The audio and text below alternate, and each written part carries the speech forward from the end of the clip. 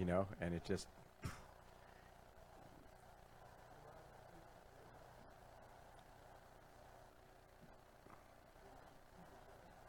I see me. I do see me.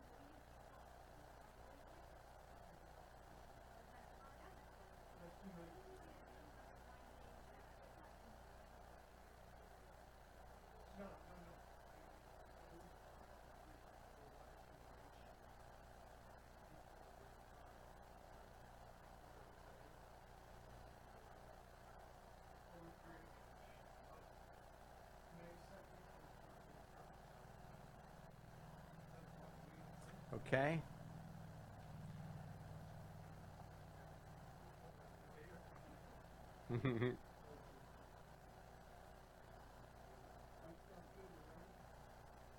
Yep.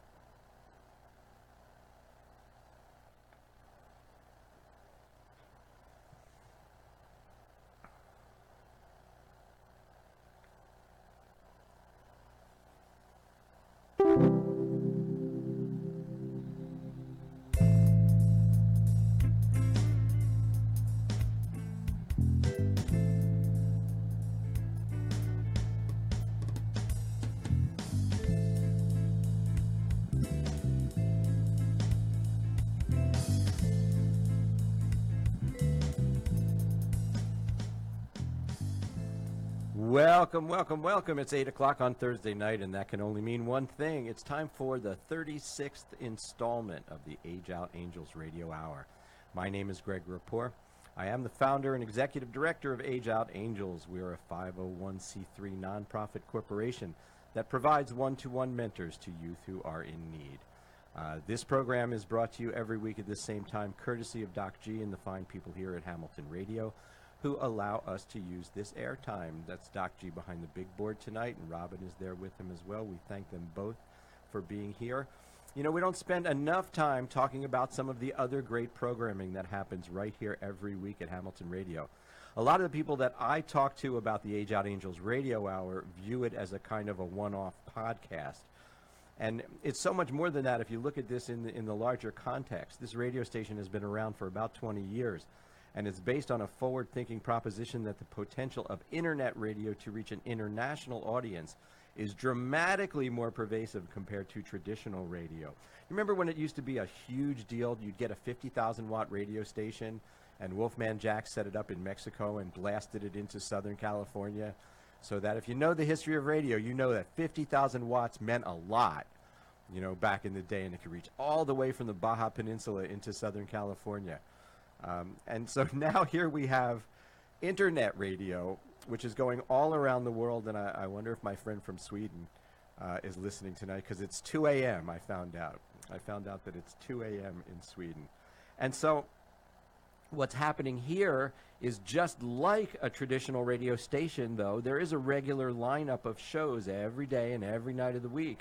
And the following here is increasing all the time. Over the course of, what was it, a 24-hour period, there you were actually able to log 2 million listeners over a 24-hour period. So this is pretty serious stuff. And I think that counts for more than just a one-off kind of podcast. And I want to make sure people know that. There are 3 separate channels on continuously to satisfy anyone's taste. And just to give you an idea, Tuesday, the live shows start at 5 p.m. There's music playing all the time. But the live shows start at 5 p.m. with the Jerry Petito Show. And that's followed by DJ Danny, who's on from 7 to 8. Then there is the Roundtable with John Brecco from 8:30 to 9:30. And after that, it's the Wisecrackin' Show with Dave Wisekopf. Get it? Dave Wisekopf, Wisecrackin'. You gotta stay with the puns, ladies and gentlemen. And it just keeps going after that. Another 3 hours of live entertainment before the night's over. All right here on HamiltonRadio.net. So sign in. If you're on HamiltonRadio.net and you're a new listener and you haven't signed in yet, do that so that you'll get notices for when some of these great shows are on, and you can take advantage of all the great programming. That happens right here in this chair that I'm sitting in every single day. My guest, who should be calling in hopefully at 8:15 tonight, is a very special lady by the name of Lynn Tonini. And Lynn is the founder of the Aging Out Institute. And she has a story to tell that actually goes all the way back to like 10th grade. She has traveled quite a path that led to launching the Age Out Institute. So be sure to hear that interview. And it's coming up in just a few minutes.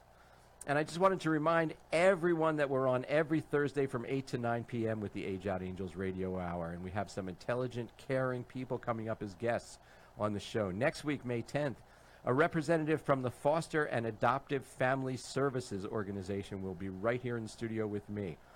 On May 17th, we'll have Jamie Parker from the Trenton Area Soup Kitchen. And on May 24th, I'm holding this back. This may be some surprised young people right here in the studio, one of the youth councils, who's helping the older people and the organizations learn about things that the younger people need, because as older folks, sometimes we get that wrong when we think about what younger people need, and it's good to have their advice helping us. So be sure to tune in every week at 8 p.m. for what is our look at the child welfare system. No calls tonight, please. You can't call in tonight. You can put a comment on my Facebook page, and I'll be happy to read that on the air if you do. So if you have a comment or a question, be sure to ask it in the comments field of Facebook. So before we begin our first story, I just want you to take a moment and hit that share button on Facebook, please. We are set to begin a national recruitment drive to find mentors and partner organizations all over the country.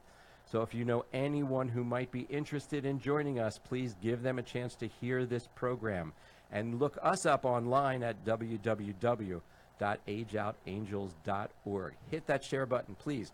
Ask your friends to share it with their friends, and on and on and on down the line. And that's how you can help the child welfare situation, just by hitting a button. Hey, did you know that May is National Foster Care Month?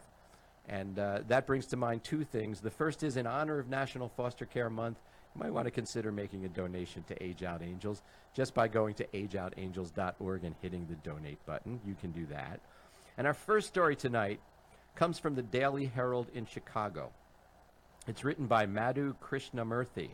And it's a story about Judson University in Elgin. They are launching a youth mentorship program for children who age out of the Illinois foster care system. This is wonderful to hear, especially a university Funds raised through Judson's Spring World Leaders Forum are being applied to support this new initiative. Now, those funds in the past from that World Leaders Forum were used towards other things, and they are redirecting a lot of that money for this program, and we thank them for that. Here the quote is, "With the sponsor support, it allows us to do some neat and innovative things," Judson's president Gene Crum said. You don't often hear a college president use the word neat. They're doing neat and innovative things. He continued to say, and here are his numbers, 28,000 youths nationwide age out of the foster care system at age 18 or 21 each year. Of those, 31% experienced homelessness, 50% had been unemployed, and 57% had been incarcerated, he said. Now, he also said Illinois has one of the highest rates of youth aging out of the system. So their sheer numbers are something that are important. Judson's mentorship program is being launched in partnership with a Chicago nonprofit organization that empowers youths currently or formerly in foster care. The name of that organization is called Foster Progress, and they provide college-educated, trained one-on-one mentors to youths seeking to attend college. So it connects students to scholarships and grant money already available, and also they do a very cool thing too.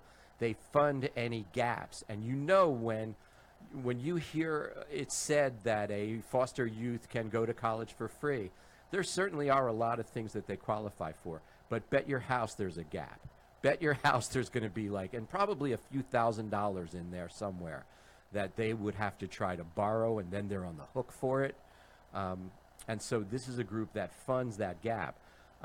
The group also partners with the family and the high school, the foster care agency, and the college to help provide a web of support. So this is a good organization doing good work in Elgin, Illinois.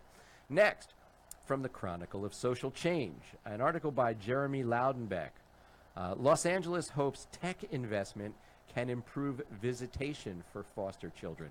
Here's a little nuanced area of the foster care world that you don't always think about. Los Angeles County's Child Welfare Agency is betting that improved technology and analysis can make its family visitation process more efficient for kids and parents. Now think about LA, right? Think about the LA area, how spread it is and how congested it can be. And here you're faced with a simple task of working it out so that a young person can meet with their biological family. And what is created in that process is it becomes an issue. The county's Department of Child and Family Services will use a $130,000 contribution from philanthropic partners and $30,000 in county funds to move ahead with a plan to use high-tech mapping to improve court-ordered visitations for the 18,000 children placed in the county's foster care system. 18,000 children in one county. That's what LA County's foster care system is like. A motion passed by the Los Angeles County Board of Supervisors set aside the $30,000 in county money to move ahead with a contract with child welfare think tank Chapin Hall. And you'll hear more about Chapin Hall. They have their hands in a lot of things related to child welfare, almost like the Ann Casey Foundation. So Chapin Hall will provide technical assistance for a new way to help children in foster care maintain relationships with their biological families. The quote is, "Working with Chapin Hall to create visitation efficiencies will potentially have a sweeping impact on tens of thousands of children countywide." And that's according to DCFS Director Bobby Cagle. After being placed into foster care, regular visitation is a critical part of children maintaining relationships with their family. It is a crucial part of the reunification process. And in Los Angeles County, that task is complicated by the high number of children in care and the need to facilitate long rides across the county's traffic-choked roads. The plan is to optimize the ability of DCFS to provide visitation for children. Are you ready for this? Through geospatial analysis of the locations of the children, caregivers, and visitation centers. That information will be included in a new app. You love this. If you're a nerd, this is nerd heaven. The information will be included in a new app for the agency that will help reduce the transit time for parents and children. According to DCFS, the county spends about 2 million hours each year coordinating more than 4 million hours of visits. So right now, half the time of their visits is spent in the coordination process. Interestingly, helping children in foster care maintain relationships with their families has actually been linked to a greater likelihood of a child's being reunified with family. And remember, the goal of foster care is reunification. But boy, do they have a way to go. About 36% of children who were removed from their homes in 2016 in LA County were reunified with their parents 12 months after removal. 36%, 12 months after removal, reunified. And that is below the national standard of 40.5%. In fact, in LA County, the whole reunification process can take much longer. The length of time to reunification averages 10.2 months in LA County, which is about twice as long as the national average. The department's plan also includes deploying about 20 staff members as air traffic controllers. Can you just picture that? It's just a room with 20 people coordinating all this, to coordinate the court-ordered visits in many DCFS offices that serve as visitation centers. To help create better visitation plans, DCFS may also expand opportunities for unmonitored visits and recruit relatives, family, friends, and service providers to act as trained volunteer visitation coaches who could help parents learn how to have positive, meaningful visits. Finally, the department will decide later this year whether it will enter into partnerships with ride-sharing services like Hop, Skip, Drive that would be able to help transport children, caregivers, and families to and from visits. $130 plus $30, $160,000 to make the whole system work so much better. That seems like a reasonable amount, doesn't it? And so finally, our final early story today comes from The Blaze. And this was originally reported by KCNC TV, written by Dave Urbanski and titled, "Churches Helped Nonprofit Keep Kids Out of Foster Care Amid Family Crises, but the state ended that." This is a story about Colorado's Safe Families for Children and how sometimes laws defy common sense. So listen to this. Colorado Safe Families for Children had been working with a handful of churches in the state to keep kids out of foster care during family crises. When life happens and you don't have a village, you can really stand the chance of losing your kids. And that's heartbreaking, says Kelly McFadden, head of Colorado Safe Families for Children.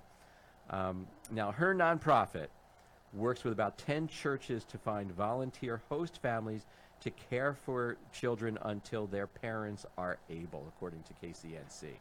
Colorado Safe Families for Children is for those kids who aren't neglected and abused, but their parents are really just in a critical situation or a trying situation where they just need a little help. McFadden added, noting that such examples of that are like, when you have a deployed parent, someone who's in the military, a single mom who ends up in the hospital, or a flood or a natural disaster. Kirk Seldemridge is out there listening, and Kirk, I want to say hi to you because in a minute I'm going to tell everyone that you're the person who made our theme song, so keep listening, pal. So to be willing to hand your child to someone you don't know takes a lot of courage, and we all recognize that. But you have to be in a pretty desperate place to do that. So they work hard, and the host families work hard to love these children, and just as well to love the parent.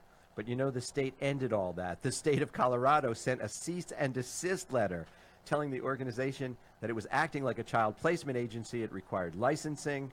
And fortunately, both a Democrat and a Republican stepped in and just stopped it.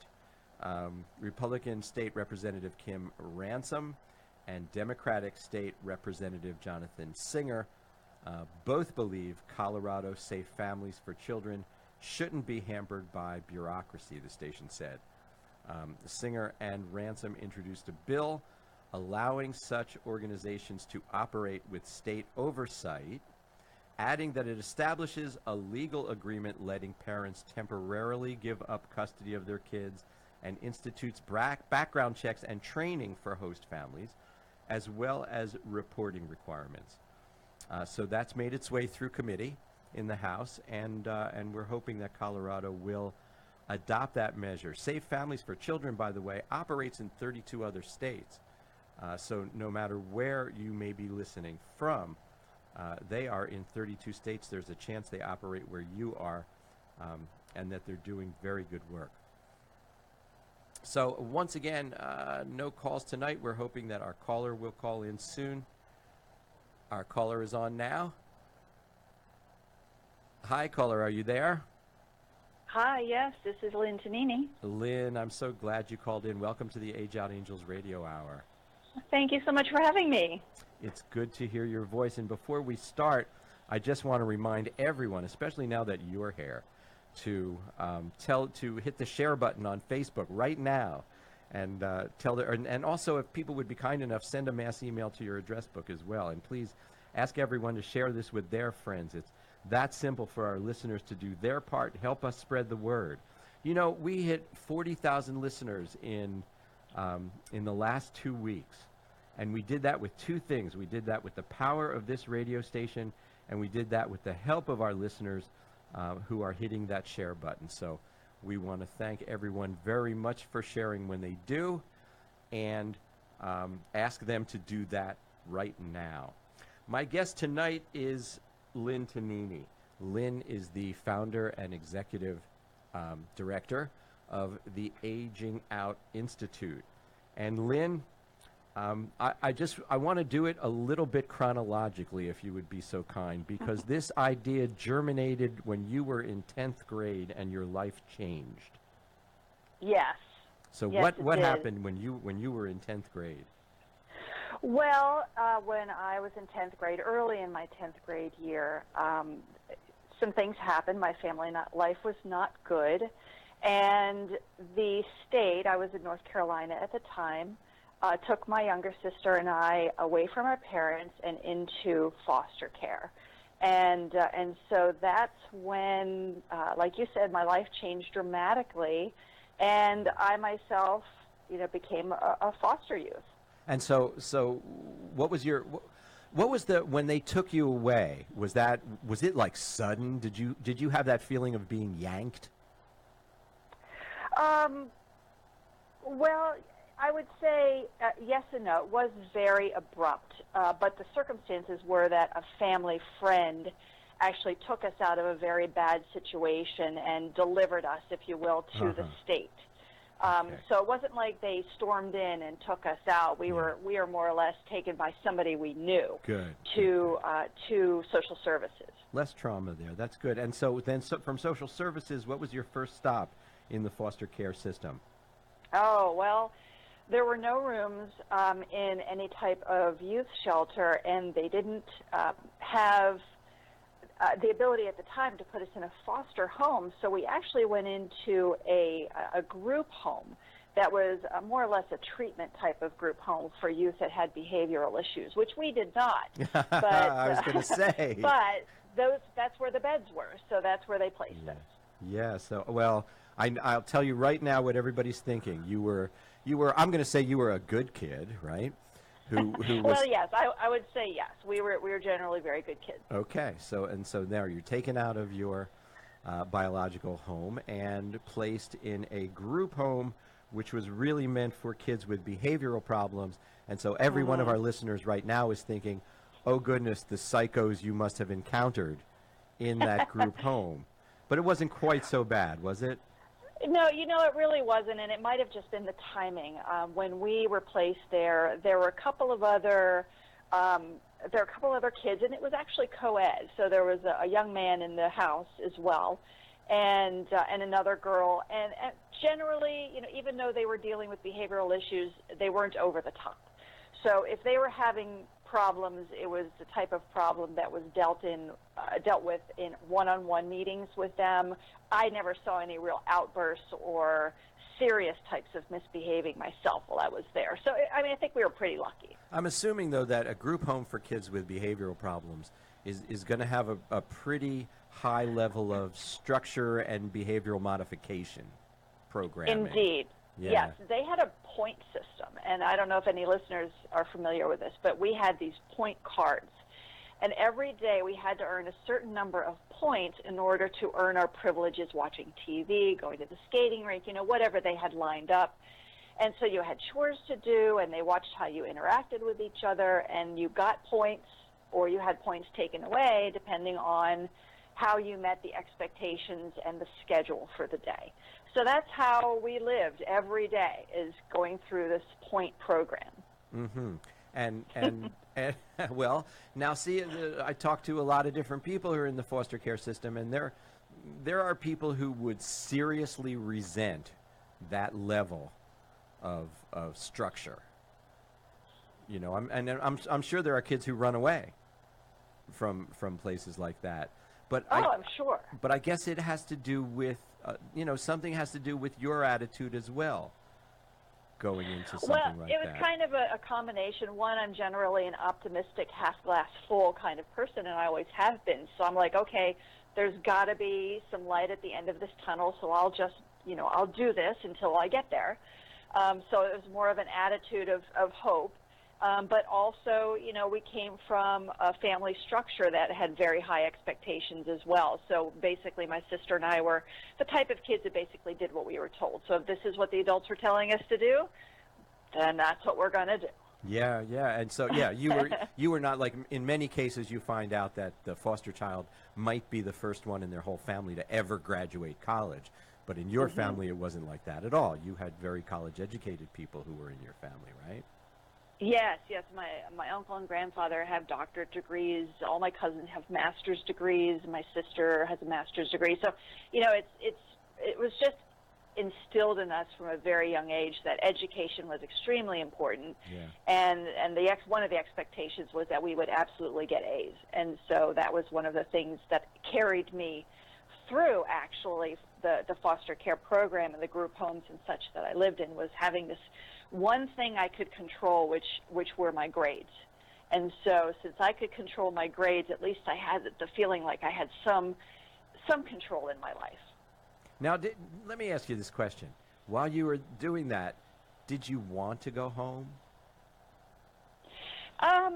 Not really, because the family situation was such that it just wouldn't have been comfortable, and I wouldn't have felt completely safe. Yeah. So I was actually happier being away from home. And we were also older, too. So I think being older, you are able to recognize that I'm in a better situation here than I was there. Right. Now, let's talk about different schools, though. When you were placed in the group home, was that a change of school? Yes. Yes. I went to several different elementary schools, but from 4th grade to 10th grade, I was in one school. Mm-hmm. And so in 10th grade, when we were placed in the group home, that's when we were moved to a different school for the first time. And we had a few other changes after that as well, because we weren't, when we went into the group home, we didn't stay there. How long did you stay there? Until we aged out. Well, we were there just about 6 months or so. And that was until a couple of beds opened up in an emergency shelter, and this was a home with house parents where kids who were waiting for the parental decisions to be made in the court systems would stay. And so it was a mix of all sorts of different types of kids there. We were all waiting for the courts to say, yes, the parents will get custody back, or no, they're going to stay in foster care. So again, the shelter was not intended to be a long-term placement, right? No, correct. We actually acquired 2 year-long beds. So we had 2 beds there, and it's interesting that they were, it's not like they have spaces for us. They always call them beds. So they had 2 year-long beds where we were able to stay for a year. And so then when you went from the group home to the shelter, was that another school change? Yes. Uh-huh. Yes, now we went to another school, and we weren't terribly far from the other school. We were just over the school district lines. And we're talking about those delicate high school years, right? Right, exactly. Where socialization is a real key, and they keep flipping you from school to school. And I'm going to go out on a limb here, and you tell me if I'm wrong, okay? Because my guess, based on your positive mental outlook, my guess is that you buckled down and got to the schoolwork and didn't worry so much about your social life. You know, that's an interesting way to put it. You're absolutely right. I worried more about my grades, and I actually by that time had pretty much learned, you know what, I don't want to get close to people. I don't want to become really good friends because I don't know when I'm going to be leaving again. Yeah. So I basically more or less, you know, I can get along with just about anybody in any clique. You know, I have that personality where I can cross cliques and such. So I got along with a lot of people, but I never got close to them. But you learn not to get close. Do you find that, and I don't want to get too deep into the psychology here, but just on the surface, did you have to, is allowing closeness something you had to learn when you were older? Yes. Yeah. It's something that I still wrestle with today, and I'm 50 years old. So even today, it's tough to allow myself to really get close with somebody, and maybe that's a trust issue. Yeah. I think that's certainly part of it. Certainly is. Okay, so you're going from school to school. After the shelter, is that when you went to Baltimore? Yes, and Baltimore was where my grandmother lived, and she was already 80 years old. And so we went to live with her. My uncle actually arranged this change. So he went to the North Carolina Social Services, and he made the arrangements for us to leave foster care proper in North Carolina and live with our grandmother in kinship care in Baltimore. But that only lasted, I think in terms of semesters at that time of my life, it only lasted one semester, the second half of my junior year there in Baltimore. And she decided she just really couldn't handle two teenagers, so we needed to move again. Now, was that, in Baltimore, was that where you went to the public prep school? Yes. They, where I was living, for anyone who's familiar with Baltimore, it's not too far from the old Memorial Stadium. They have a high school that's actually called City College, and it was more or less a prep school, but a public school. And I really had a great experience there, and really enjoyed it. But coming from small town North Carolina, it was a huge change, because in this school, the population of the students was 90% African American and 10% Caucasian, which is just a flip from what I was familiar with in North Carolina. And you know what? To be honest with you, I am really glad I had that experience, because it really broadened my experiences and my thinking about people. I think that happens a lot when especially when you're a child going through pubescence and then adolescence. And people talk about all prejudice and racism and all that kind of stuff. And if you're in a school surrounded by no one different than yourself, how do you know? Yeah. How could you possibly have perspective on what it means to be prejudiced or racist?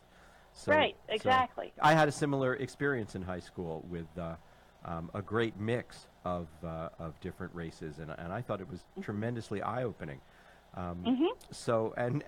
But also we're talking about Baltimore, and people are getting an impression who are listening to this show right now of sort of an inner city high school experience, and that's not what you had, right? No, right. This was more like a prep school. So I would say the vast majority of the kids there really were striving for college and had high expectations for achieving there. In fact, one of the things that I experienced there, which was unique, my first assembly, when I started going there, they stood up and said the Pledge of Allegiance in Latin because everybody's expected to learn Latin at that school, and that was something I had never run into before, so that was a surprise. Yeah, I can imagine. But it wasn't like a Christian school or anything like that, right, where Latin was part of the liturgy. It was just Latin. Yes, because it's, that's the foundation of so many languages. It was Latin for Latin's sake. Yep. I wonder how you say that in Latin.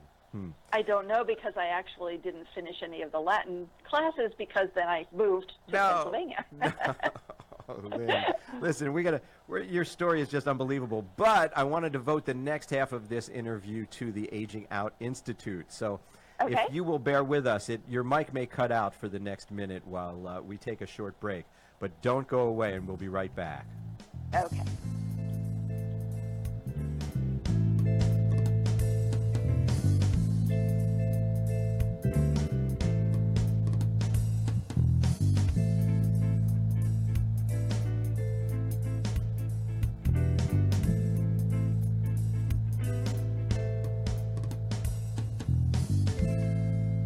And we are back with our guest, Lynn Tonini. But before we talk with Lynn again, I just want to remind everyone that our theme music comes to us courtesy of Kurt Seldamridge, operator of the Cave Rehearsal Recording Space in Pennsylvania. And we also want to give a thanks to the fine gentleman whose name just eluded me, but Marty Light is his name, who played bass on that track. And he's just such a sweet, sweet player, and we love him. So thanks to both of you. Also, thanks to the people who made donations to Age Out Angels this week. And also to the people who made donations to the Aging Out Institute, because they do good work. And remember, every time you purchase something from Amazon, you could be making a donation to Age Out Angels without spending a penny more. You heard correctly. You know, when you go to Amazon, there's a pop-up that offers you a chance to go to Amazon Smile. And if you make your purchase through Amazon Smile, you can designate Age Out Angels as your donation organization. And without it costing you more, a portion of your purchase will go to help children who need it the most. If you want to friend me on Facebook, I can send you a link that will take you directly to Age Out Angels designation, save you a few clicks. Lynn, are you, is the Aging Out Institute available on Amazon Smile as well? No, I'm learning something new as I'm listening to you here. I'm going to have to look into that. Okay, so for right now, for Mother's Day and for Foster Care Month, you know, when you go to Amazon Smile and designate Age Out Angels. So Lynn, is there a connection here between the past that you just described to us and the metamorphosis of the Aging Out Institute? Well, yes. After going through my foster care experience and kinship care experiences, I really wanted to do something to give back, if you will, something to help youth who are struggling with similar or worse situations than I went through. I feel like my situation was fairly easy and positive compared to what some youth go through. So I wanted to find a way to help out. And for several years, I worked at Milton Hershey School, which is a residential school for at-risk youth in Pennsylvania. And I worked with the youth in Future Business Leaders of America, and I helped teach them some skills to be able to become employed in my position there, and I just loved it.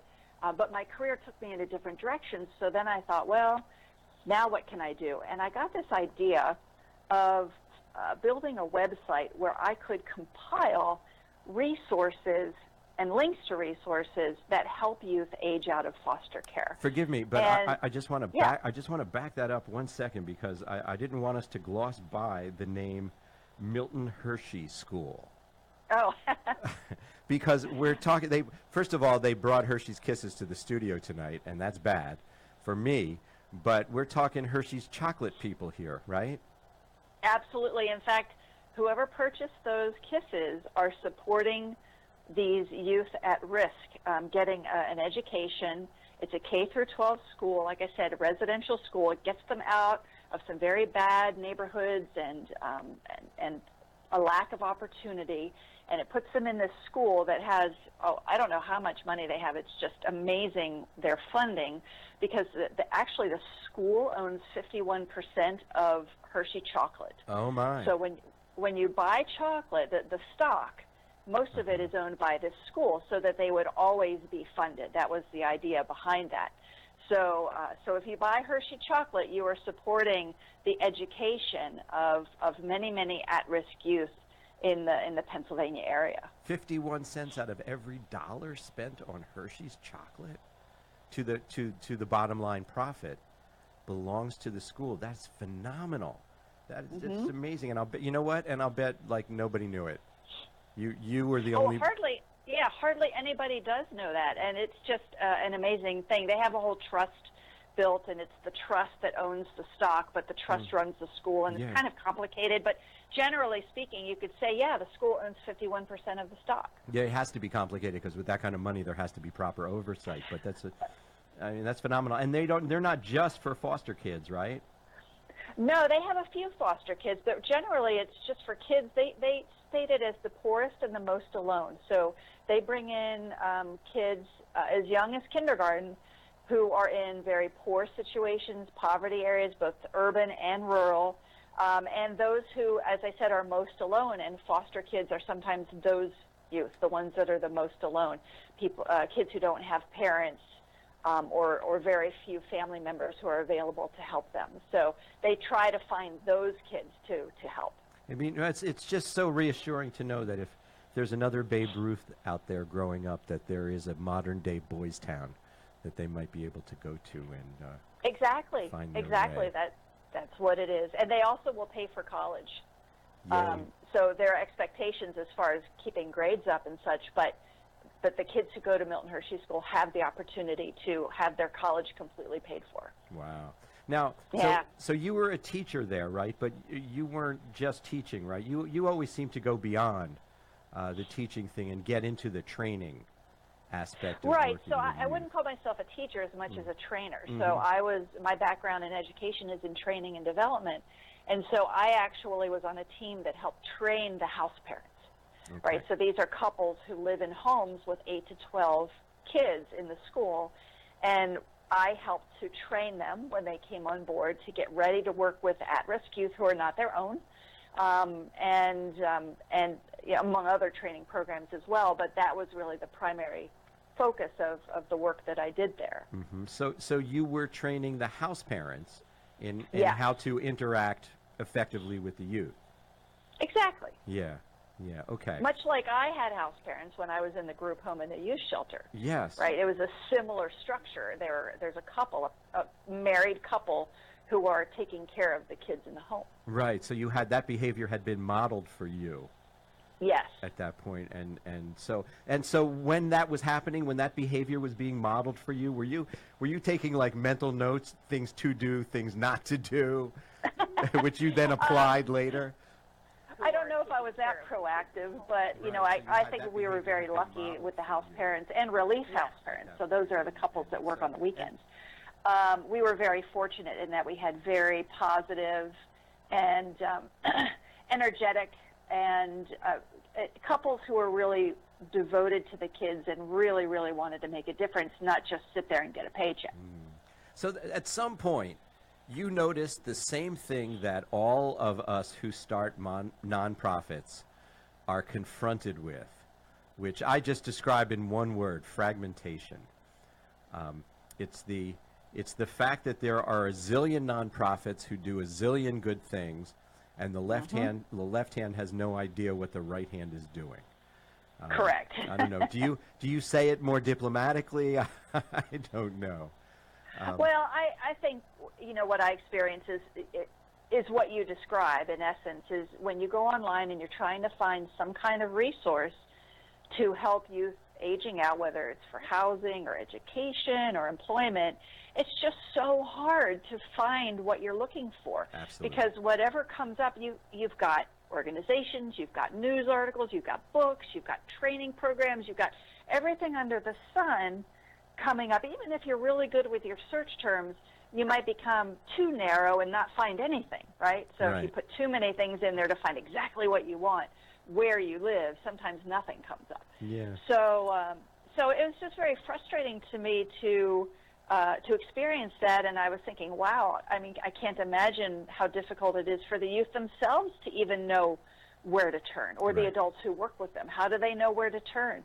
What organizations can help? So that's why I thought, you know, I'm going to try to develop a website where I can compile resources for people in a centralized fashion. Mm-hmm. Yes, the research is the hardest thing to do. Well, it's not the hardest thing to do, but it's the first giant roadblock. You know, Right, exactly. Yeah, after you do the research, then of course it's filling out forms, meeting deadlines, showing up at the right place at the right time. Those are all other obstacles. But I've seen a million kids get stopped right at the get-go because searching for information. So what you wanted to do was compile these resources in a way that they could be used. Is that right? Right. In 2010, I developed this website, just developed it myself, and I created a page for every state. I went out on the internet and I started looking for these organizations that help youth age out, prepare to age out, or help them after they've aged out. And I would look for their mission statement. I'd put a link in a list, and I'd put their mission statement or some kind of description so that when people visited the site, they'd go to their state and they could scroll down through an alphabetical list of resources and link to the websites of the ones that were listed there. Right. And so, like, what kind of feedback do you get? And when I ask that question, I'm asking, are there a specific grouping of resources that get requested more than others? A particular state that's more active? A particular age group? What do you hear about your site?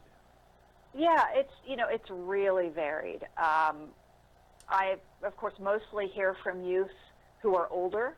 Mm-hmm. Who have just aged out. I would say maybe most of the emails that we get have to do with youth who have just aged out and they're looking for help, or adults who know of youth who are about to age out and are looking for some kind of help to support them when that happens. I have to so say, I would say, I get that more than youth getting in touch with me. More than youth, I'll get the grandmother.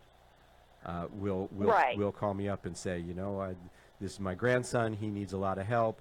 He might be homeless at this point, and God bless. The one thing that it seems that these folks all have is a cell phone. And sometimes it's that grandmother who that's the one thing that she's able to do for them is she pays for that cell phone every month. And in the hopes that I think that they'll just call, and keep in touch with her. That's the link. Right. That. Yeah, she doesn't want to lose that child. Like a grandmother and uncle. They're thinking of this young person as their child. They don't want to lose touch with them. They want to do what they can to help them succeed. Absolutely. Now, I heard you're thinking about building a Match.com type website to go along with the Aging Out Institute. What's that all about? Yeah, it's an idea that we've gotten because one of the other groups of people who contact us are people who say, you know what, we have a room, we're empty nesters, we have this extra room, we would love to put up a young person who's aged out of foster care, have them stay with us, but we don't know how to find them. Right. So they reach out to us at Aging Out Institute to be connected. And that's a tough thing.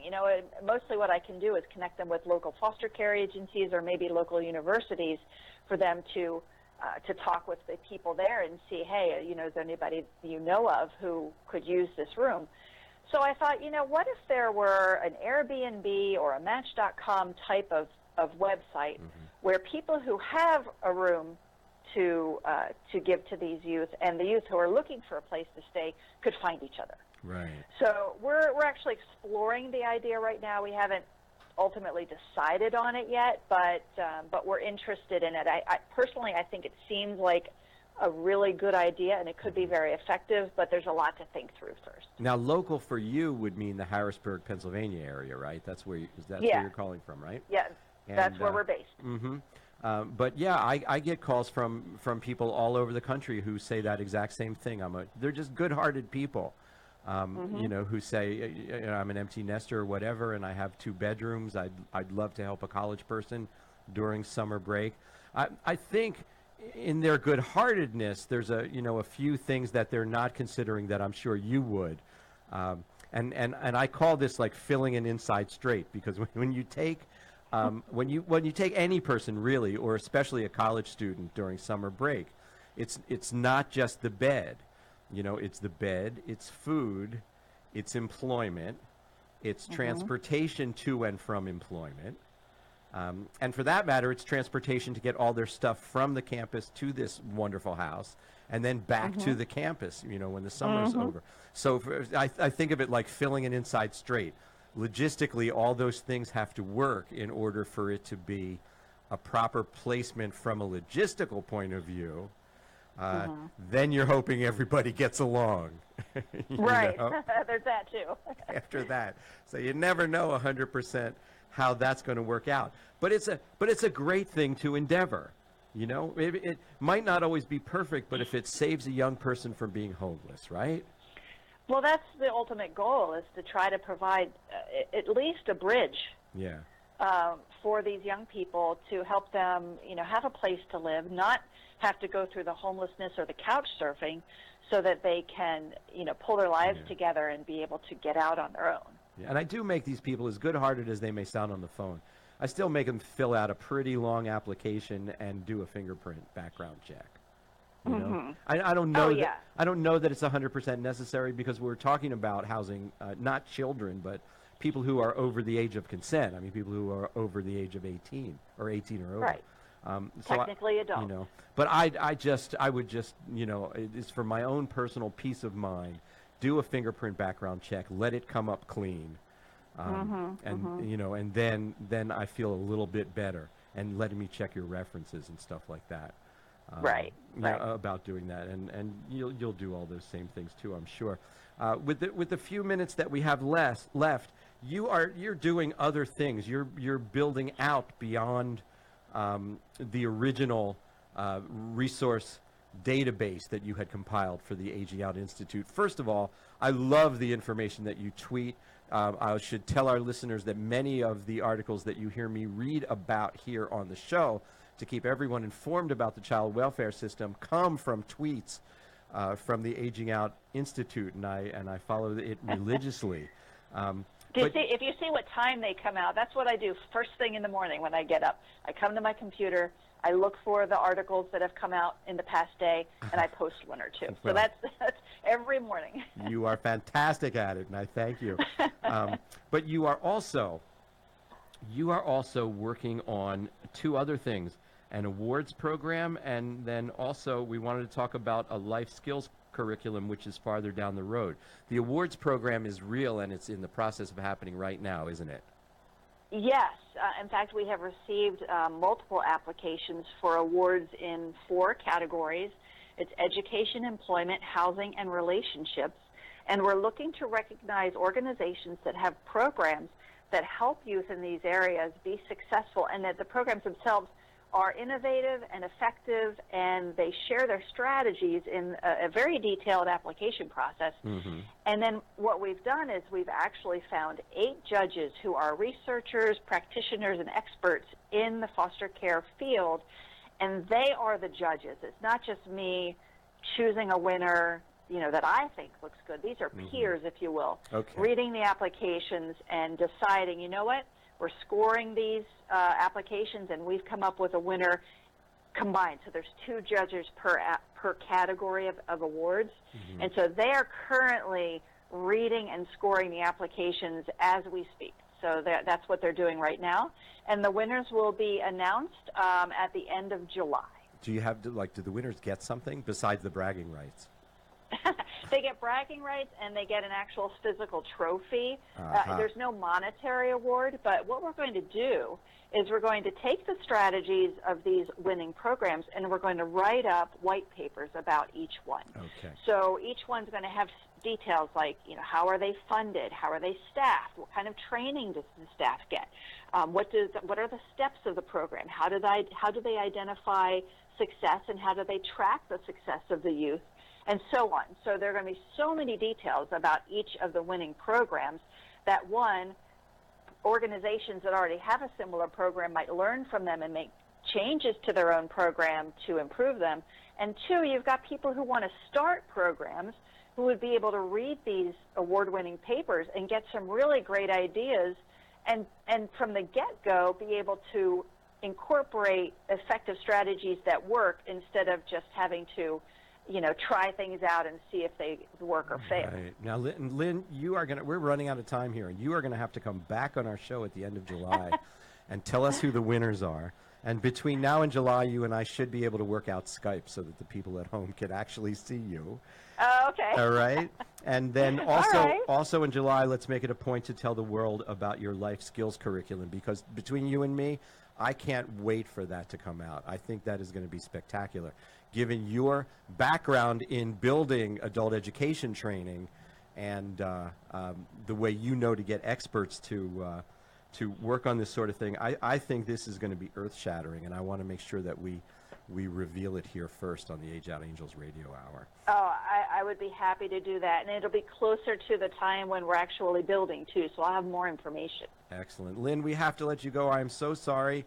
I thank you so much for being on this show, and I hope you'll come back in July and share more with us at that time. Well, thank you very much. It's been great, and I really appreciate you having me on. Okay, bye-bye. Bye. And we're going to take a short break, and when we come back, I have a few final thoughts to share with you. Some of them from tweets of the Aging Out Institute.